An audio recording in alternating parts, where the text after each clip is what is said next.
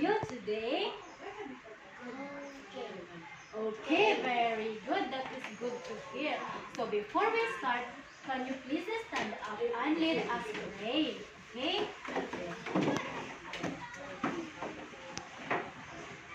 Okay. In the name of the Father, the Son, the Holy Spirit. Amen. Our Father, who art in heaven, hallowed be thy name. Thy kingdom come, thy will be done on earth as it is in heaven. Give us this day our daily bread, and forgive us our trespasses, as we forgive those who trespass against us. And lead us not into temptation, but deliver us from evil. Amen. In the name of the Father, the Son, and the Holy Spirit. Amen. Okay, class, before you sit down, can you please take the pieces of paper under your chairs and throw it in the dustbin? Okay, thank you for that. Okay, class, I will be checking your attendance. So, is anyone absent today? Okay, so no one is absent, right? So you have perfect attendance today. That is very good. So class, today we are going to sing and dance. Are you excited? Yes. Okay, very good. So, can you stand up and lead us sing and dance? This song is called the Soil Erosion Song. Since I don't have, can you stay in my cell phone? Yes. Okay. A moment, class. Okay, let's start.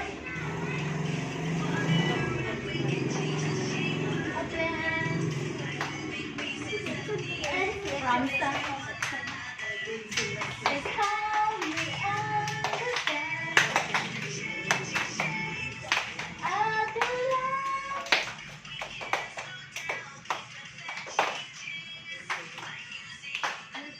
We have some science. This is how we understand changing shapes of the love.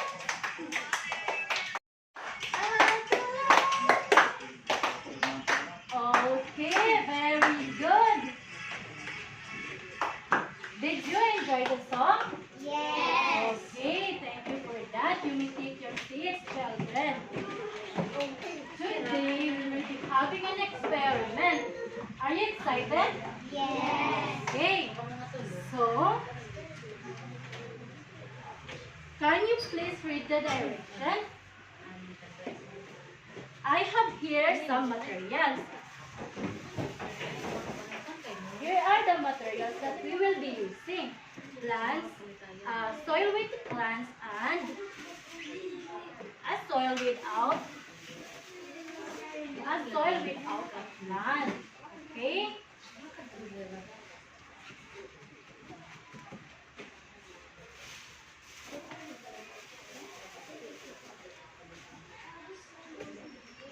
So, let me do this one so that I could show to you how this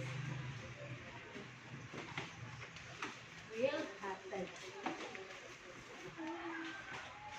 So, before that,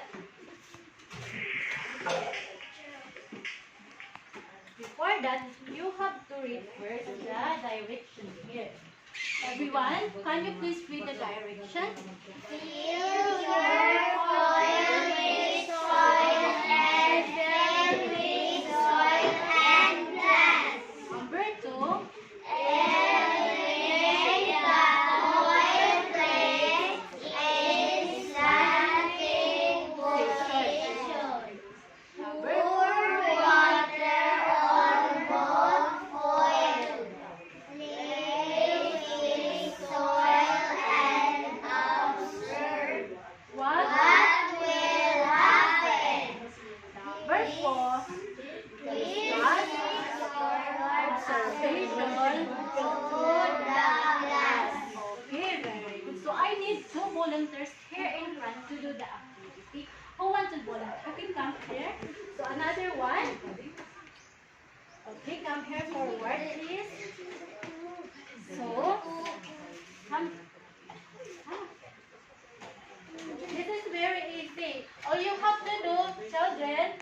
You cannot say you can come here. Because you have to observe what will happen to the soil when we put water. So come forward so that you will be able to observe. Come forward, children. Because I am going to ask you what will happen to the soil if you put water. Okay, then you have to observe, okay? Um, you will put water here and you will put the water here, okay?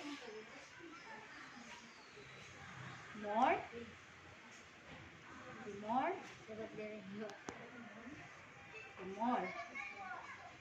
Okay, very good. So what happened to the soil without plants?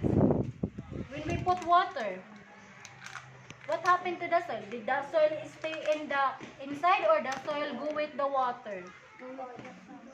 Okay, very good. So another one. Can you please put the water here?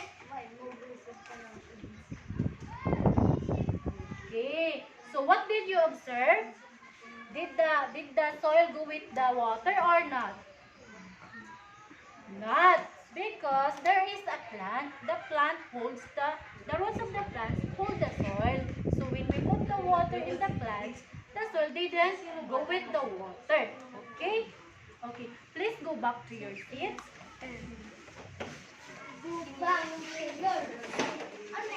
Thank you, children. So, children, are you familiar with soil erosion? Okay, so anyone can tell me what is your own opinion about soil erosion? Okay? Who want to give me the answer? Okay? You are familiar with soil erosion? Okay, so soil erosion is the movement of soil, of the topsoil, because of the forces like wind and water. So what we observe is the water. So now, children, I want you to do an activity. We have here two stations. This is for you to familiarize how soil erosion is happening. Okay? Here is the station 1. And here is the station 2.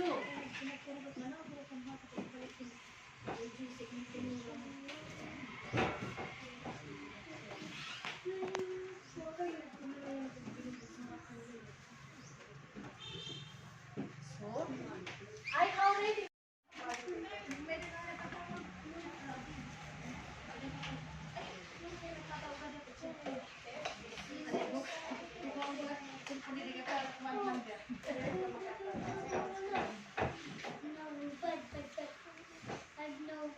children, you have to observe teacher what teacher is doing, okay? Okay, so I put water here already. Soil already here. This is the same with the activity that we done. But this one, you will say na there are between the water and the wind. How it affects on soil erosion, okay?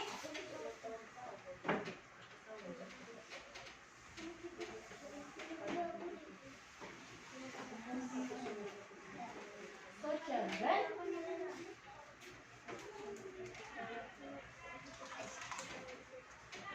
for the station 1 is the effect of water on soil erosion. So here are the materials that we need. One plastic soft drinks bottle, and one pair of scissor knife, one clear plastic of glass, or 2 cups of soil or more, and one pitcher of water. So children, here is the things that you have to do. Okay? So can you read the direction?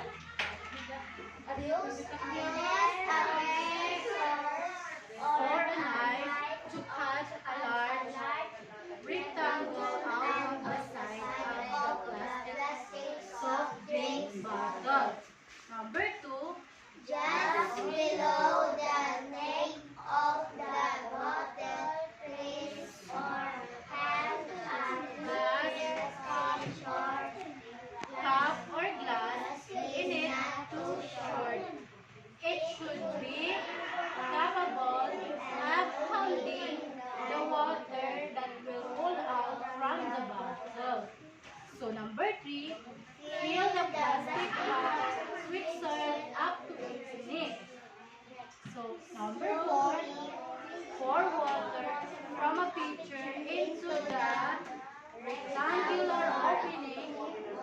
side of the bottle. bottle. Then pour water on the entire surface of the soil. Then number 5, observe What happens to the soil and water in small Okay, so class, after this activity, this question, were you be able to do the activity correctly? What you have observed in the activity, and what is your conclusion on the effect of wind and water on soil erosion? So you have to write it on your notebook, okay? So let's do first the station 1. So come forward, children, so that you will understand what is the effect of water on soil erosion. So these are the materials that we provided already. So, anyone who wants to volunteer?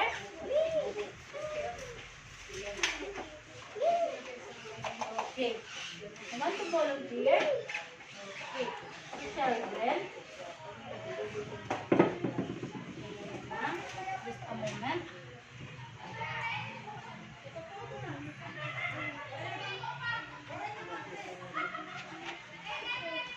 So, you have to observe what will happen to the water, to the soil. Okay, you want to put water. Okay, only one. Okay. Ikaw naman. Put water.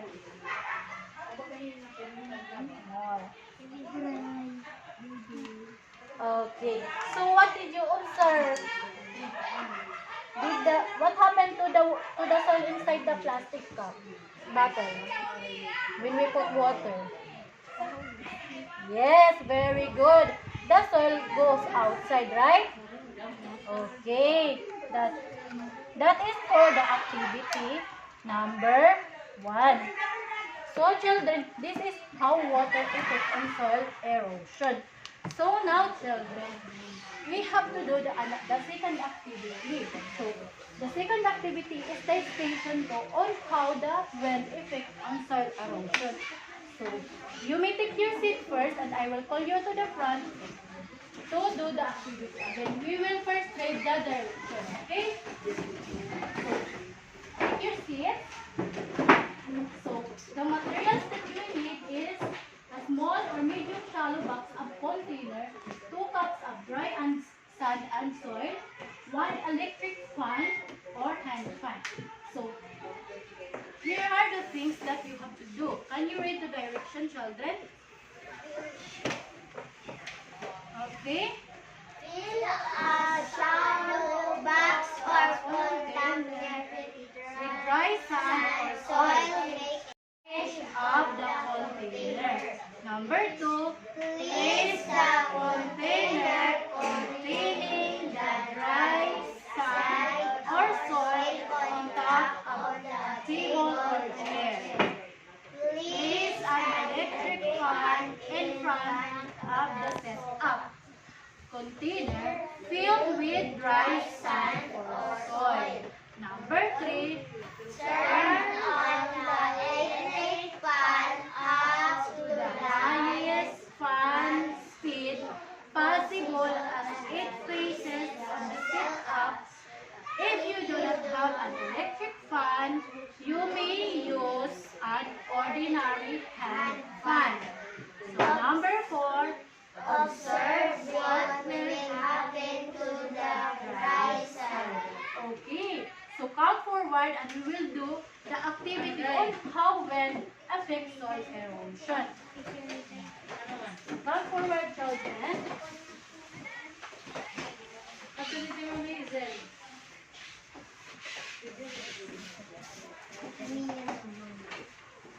Now, this one we will open the electric fan and we will see what will happen to the sand if it will fly or if it will stick. Okay? So who will hold this one? Okay, come here.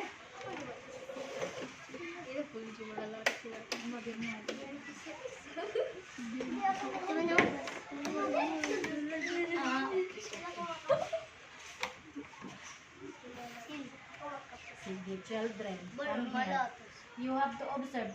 just put them, they will come to your eyes.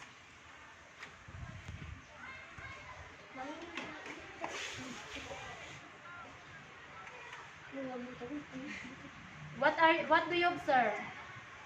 What you see on the top? What happened to the sand or soil?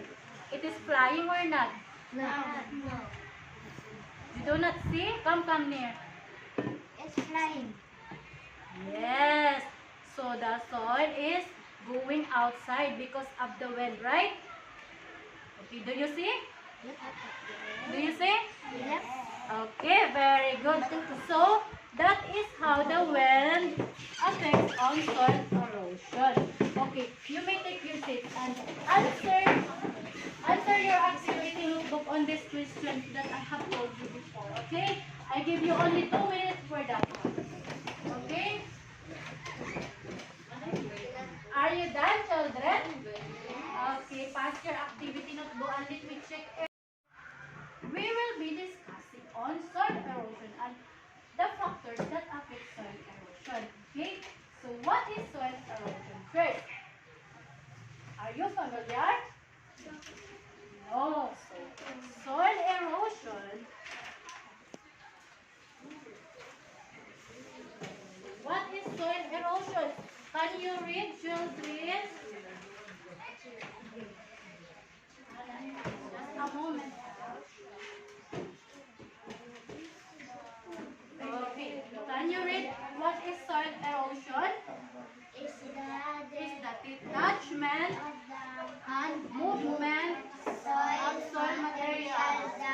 The process may be natural, accelerated by human activity, depending on the local landscape or weather conditions. Erosion may be very slow or rapid. Natural erosion has sculptured landforms on the uplands and the landforms on the lowlands. So that's the meaning of soil erosion. So it is the detachment of movement of soil materials. So what we have, what the activity we did is that is the one example of soil erosion. So this is soil erosion, another form of soil erosion. Are you familiar, children? Did you see already this one? Okay, very good. These are the photo and example of soil erosion. At the back, can you please listen to teacher? Okay, very good. So, children, soil erosion is have sculptured landforms in the upland and with landforms in the lowland. So it means that the valleys, mountains, hills, desert plains, and plateaus are also landforms that are built through soil erosion. Okay, did you understand, children? Okay, very good. So these are the example of the landforms. Okay, mountains, desert, plains, hills, valleys, and plateaus. These are possible by soil erosion also. Okay? Okay. So now let's move on the factors that affect soil erosion.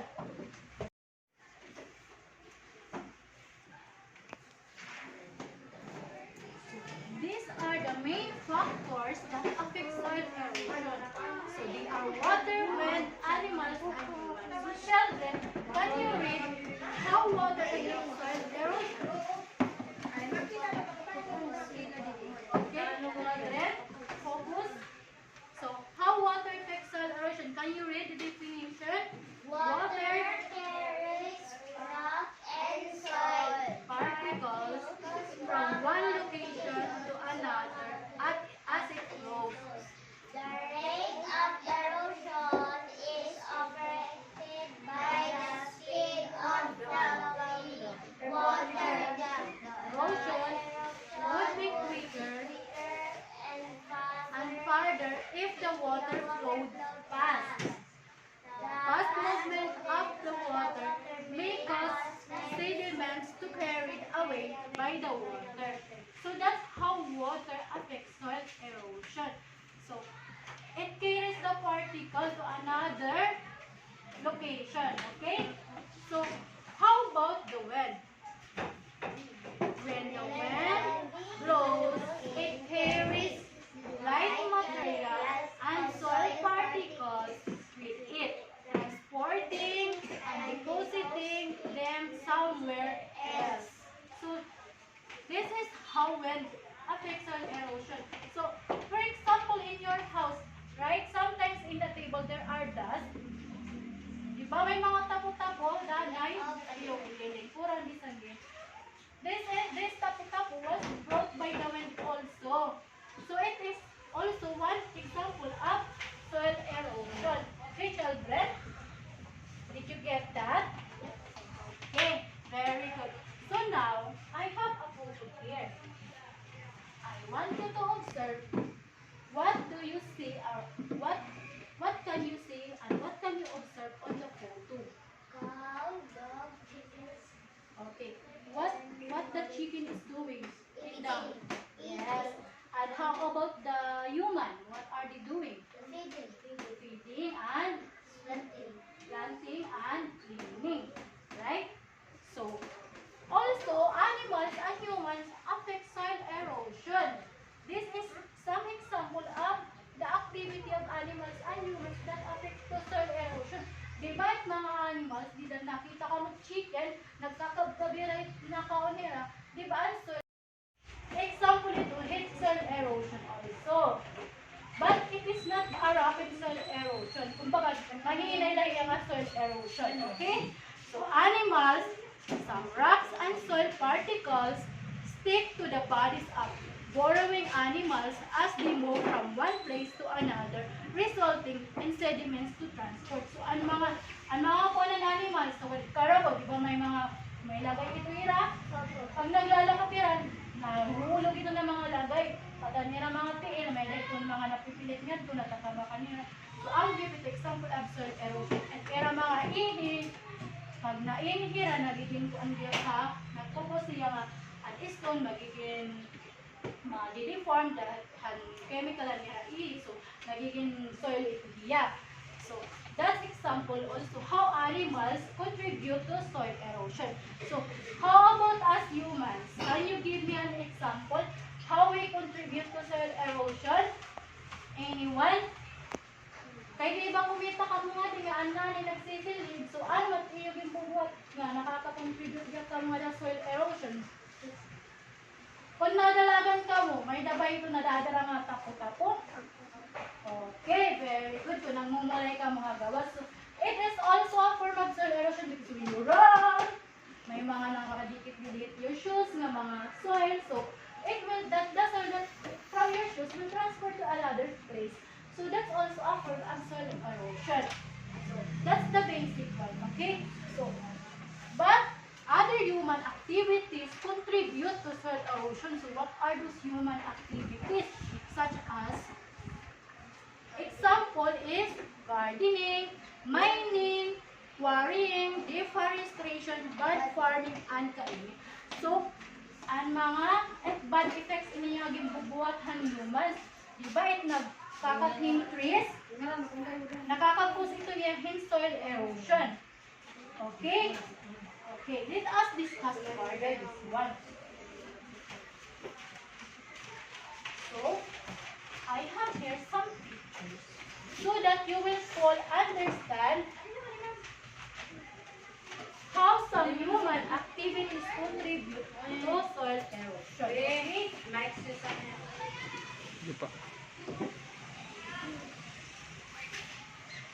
Ano children, prepare na ka mo? So children, okay? Yes, you have to give that one to your parents. Children, can you check what is in the picture? What the man is doing? Is he mining? Yes, farming or gardening. So this is one also of the effect of soil erosion. So he is gardening.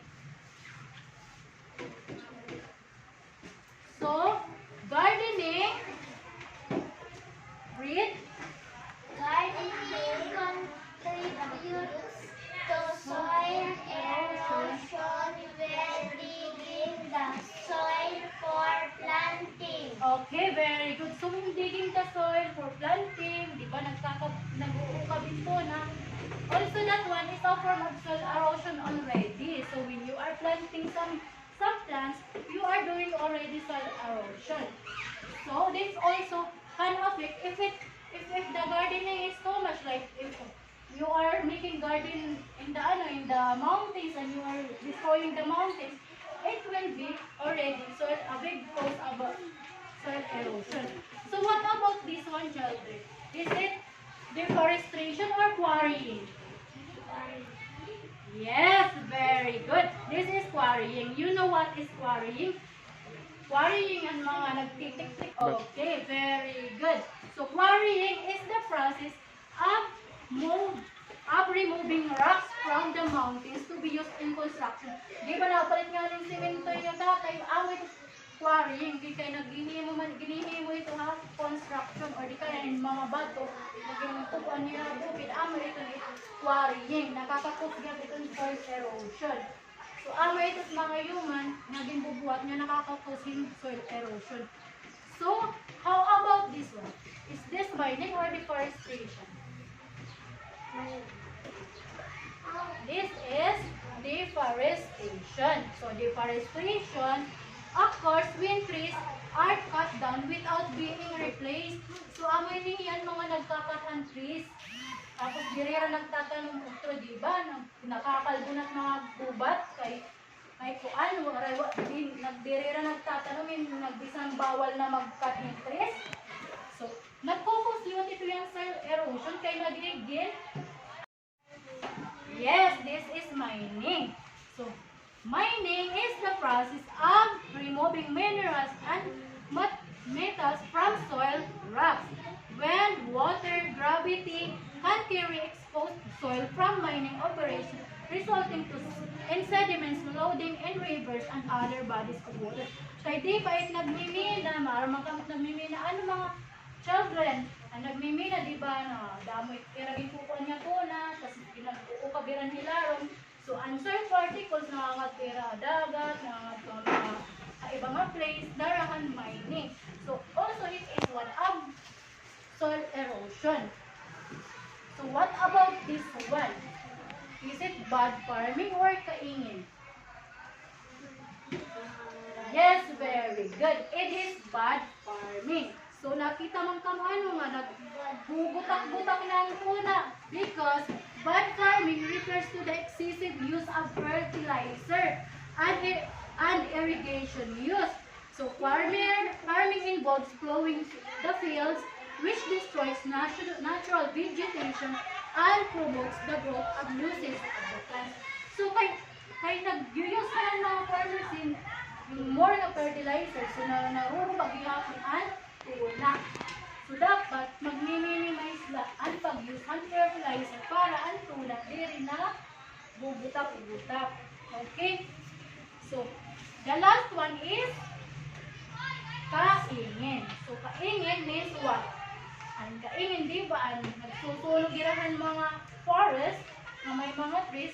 So that is also one example of soil erosion caused by humans. So, kaingin known as slash and burn in the practice of cutting down trees and burning them to the clear land for cultivation, exposing the land to air and water and making the soil prone to erosion. So, diba? Nakikita ninyo, nasusunog na ito sa nga bukid nga, may mga nakakalbugi hapon.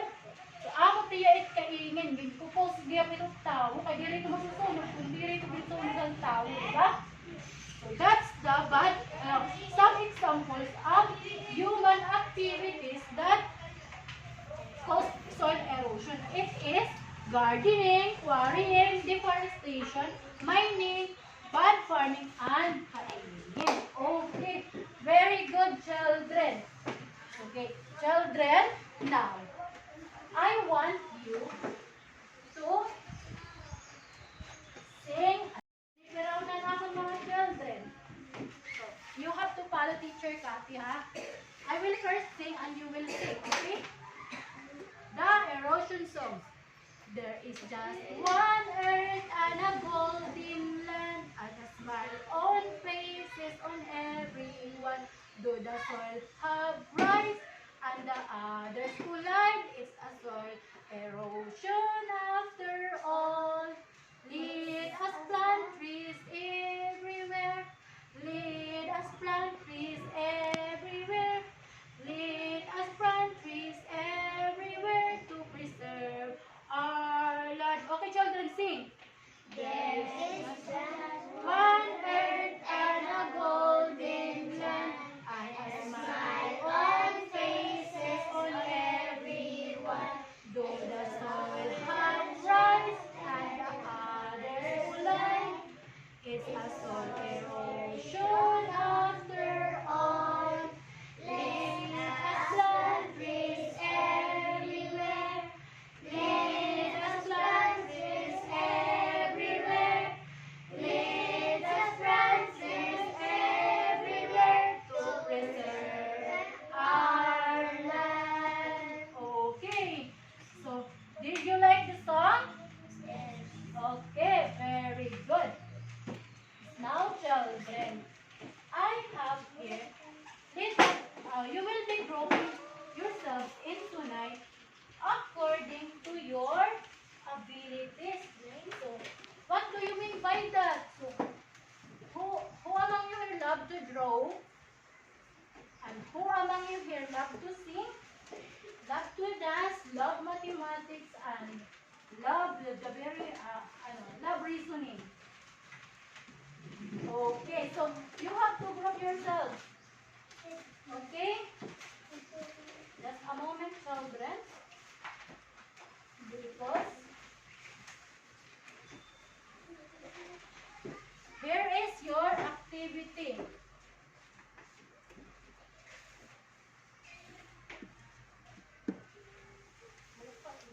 So, children, eyes on the board, each group. Okay. So, group 1, group 2, group 3, group 4, group 5, group 6, group 7, group 8, group 9. So, group 1 will be bodily kinesthetic. You are going to act the different words below and let other group guess if it is verbal linguistic. You have to make an impromptu speech about your advocacy on how to stop people from cutting trees and mining. That can cause also soil erosion. Okay? You understand? So group 3 will be the visual or spatial. Okay? The group 3, because you love to draw, you have to draw an example of soil erosion. So for the group 4, because you love music, you have to compose a rap song about the bad effects of some human activities that could cause rapid soil erosion. So group 5 will be the logical or mathematical. So you have to arrange the jumbo letters to form a correct word and describe the following statement. So here's the words. Okay, you have to arrange these words. So for the group 6, it is interpersonal. Make an emergency plan for your family in case of landslide or soil erosion. And for the group 7 is existential. So on your own opinion is you have to write the advantage of soil erosion and state how and why, and you have to defend your answer if soil erosion have good or bad effect. Okay? And for the group 8, create a quote about your love for the land and explain why you choose that quote. Okay, children? Okay? Okay, very good. So, the last group will be group 9, the naturalistic. You have to observe the trees outside and discuss how these trees prevent from soil erosion. Okay, children? Did you get that? Okay, I will give you only 5 minutes to do the activities and present it to the class. Okay? Okay, very good, children. So 5 minutes is done. So group 1, you may present your answer. Group 2, group 3, group 4, group 5, group 6, group 7, group 8, group 9. Okay, very good. So you understand what I am asking. So now, children, can you tell me what again is soil erosion? Children? What is soil erosion once again?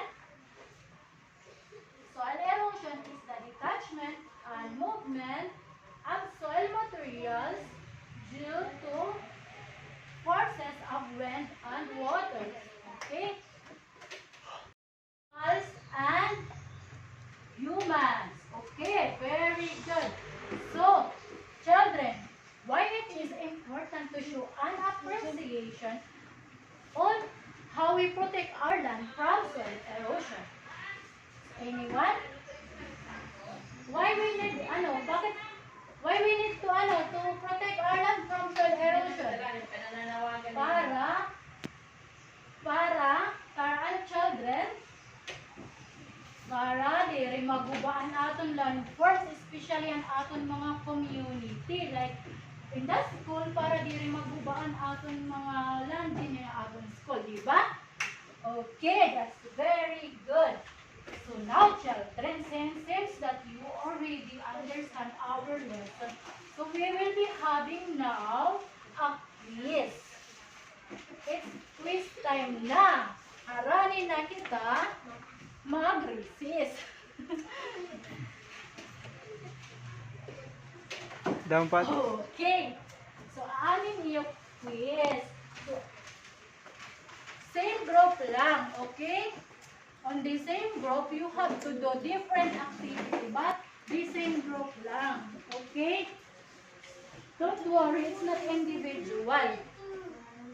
So it is different from the another activity that I give you. This is quiz already. I will check if you really have learned about our lesson. Are you sleeping now? Okay. For that, can you read the direction in our quiz, children? Ilan mi meron na tak children? Okay. Can you read the direction?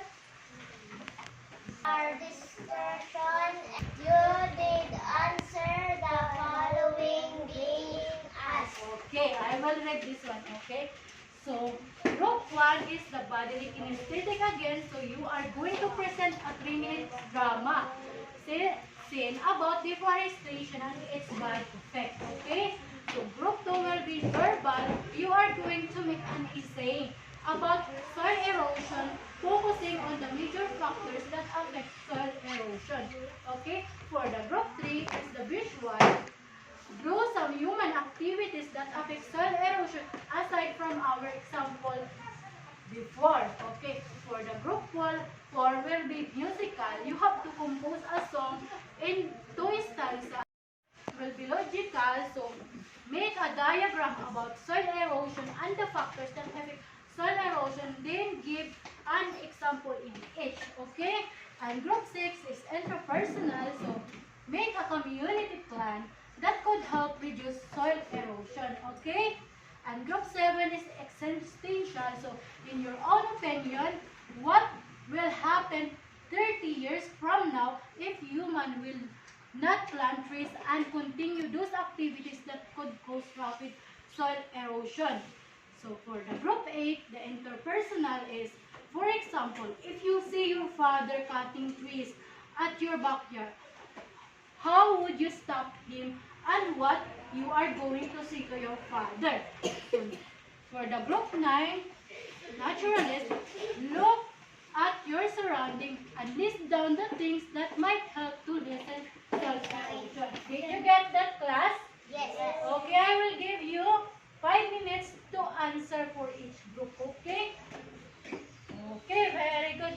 So, children, are you done? Okay, pass your papers. Okay.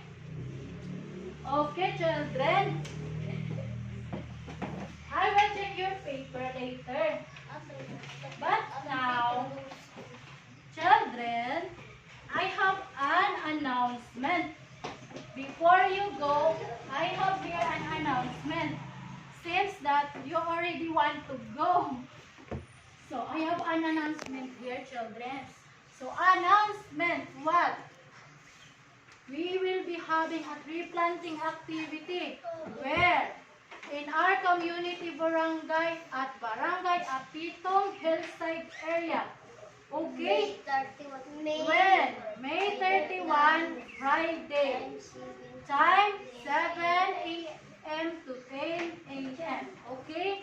The purpose of this activity is saving our land from soil erosion. Okay? I want your 100% cooperation with this activity because this is very important. Because you are the young generation, you have to preserve our lands. Okay?